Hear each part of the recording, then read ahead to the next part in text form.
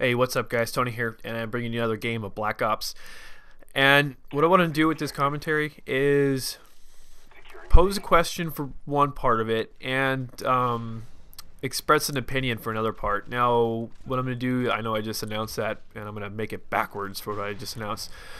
What I've always been told, and this is kind of going on the last commentary I did about like Xbox versus PlayStation Network, is that I always heard, the rumor was, that there were better players on Xbox than PlayStation Network. And I'll be honest, when I signed on for my first game, I was really nervous. Now, I think of myself as I don't know, an average to perhaps above average player. I don't know what you would consider an average, Call of Duty player. I would think that anyone with a 1 KD is about an average player, and I'm parked about a 1.6 or 1.5 on PlayStation, not really 1.55. Anyways, it doesn't really matter. 1.5. Anyways, that's where I sit on both networks, Xbox and PlayStation Network. So I think I'm an okay player. I'm not the best, and I'm definitely not the worst, But anyways, I've always been told that there are better players on the Xbox system, and so I was really nervous the first handful of games that I played, and I found that I was having the same level of success on the Xbox that I did on the PlayStation 3. Sorry, I might cough a couple of times. Still trying to get over this cold. And so anyways, I'm come to realize a couple of things about the Xbox that I was like, meh, about when I had first gotten into my own personal little console war. Oh, check this out. Okay, put this guy in second chance. I'm gonna come around to get this other guy. Drop him. The guy who I'd put in a second chance gets up and kills me. Oh, I hate second chance. So anyways, yeah, I was always concerned about, like, are there better players on the Xbox? Am I good enough to play on the Xbox? Sort of those insecurities, I guess. And I found that I had similar success on both systems. But here are some observations that I have made today after jumping on the PlayStation Network and playing for I don't know, first time in what, 5 weeks for me. It's almost 6 weeks on the PlayStation Network. The layout of the Xbox controller that I initially did not like, I'm finding that I like more. There are certain things about it that work a little bit more fluidly, I guess is a good way to put it. Like when you need to call in your UAV, counter UAV, whatever, or drop a claymore down, I can do that with my right thumb very quickly on the Xbox controller. And on the PlayStation 3, you need to release your left thumb, so your movement is hindered for that split second. Whereas you can still move and look and stuff. You just can't. You have to.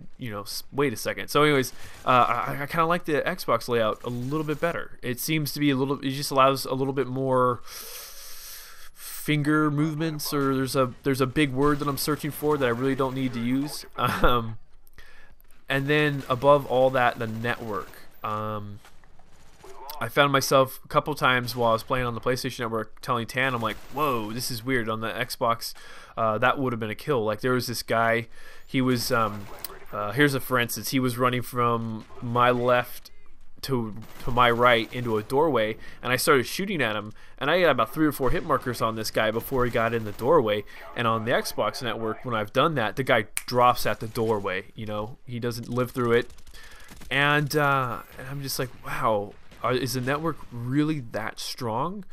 And if it is, I obviously right now with this AK-47, I'm not really proving this fact right now. But anyways, the thing is it got me thinking about, well, what do I do from here on out? Am I going to become a first-person shooter Xbox player now?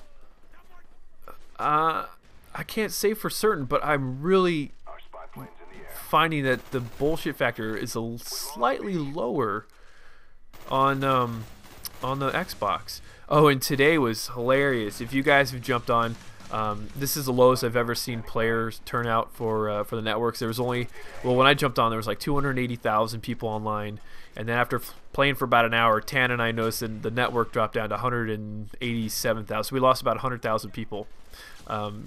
And I guess there are some intermittent problems with the PlayStation Network, like people sign in, they sign out, and then they can't sign back in, and that hasn't happened to me yet. I've just heard about it. I saw Ultimate Ace got offline a couple of times. I don't know if it was because he wanted to or because the network made him go down. I don't know. But it's really making me just these differences. You know, there's subtle differences. Well, I guess maybe a controller's not a subtle difference. It's kind of a big deal. But I kind of like the Xbox system a little bit better. I hate saying that. I really do as a PlayStation player, but it's kind of true. I don't know how else to put it. I'm still going to be playing it on the PlayStation, and I just kind of hope that maybe with the next installment, like Modern Warfare 3 and Battlefield 3, that the network will be better, it will be stronger. Maybe the PlayStation Network will be better and stronger by that time. I don't know. What I did notice today is there was a lot of camping on the PlayStation Network. A lot of very unsure players. They haven't played for 4 or 5 weeks, 6 weeks in some cases. I think mine, I lost track of time when the hell the thing went down in what, April officially, and so I think mine was like a week before it went down. So anyways, however long it's been about 5-6 weeks, something like that. Anyways, that's not the point.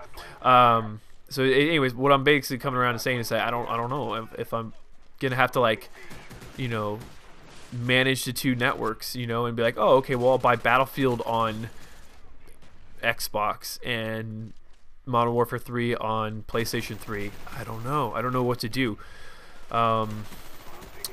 Maybe if I fall into some money, then I could get both games on both systems. I mean, that's $120 per game that I'll be spending. You know, that's a lot of money. I definitely would have to give stuff up. I'd have to trade in certain games. You know, like, shoot, I don't even know. I traded in almost everything I own now to get the Xbox. So, a lot of PlayStation games, a lot of PlayStation 2 stuff, like all my PlayStation 2 stuff. So, I'd have to sell a kidney or liver or something, whatever you can live without, if I'm gonna do this. So anyways, guys, if you're not on a dual setup, it's kind of hard to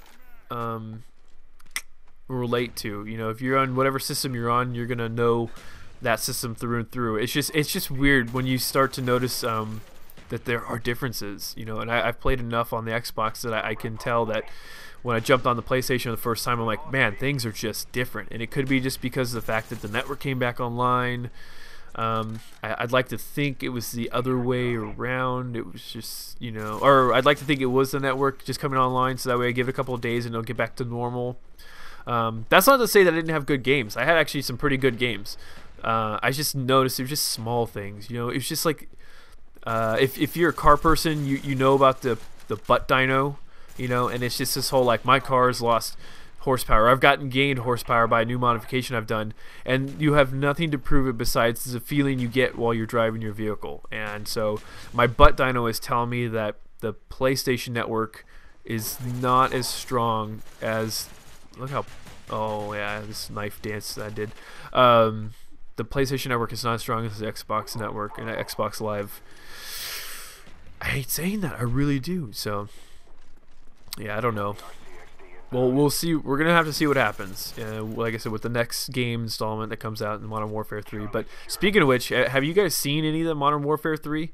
I've seen some pictures. I've seen some, not gameplay. I guess it is like they're like screenshots, and the game looks pretty damn good. I was not really looking forward to Modern Warfare 3. I mean, guys like Make Believe XP are all about Modern Warfare 3. They're like, oh, I'm definitely getting Modern Warfare 3. And this whole time I've been saying I'm definitely going to get Battlefield 3 from based on what I've seen.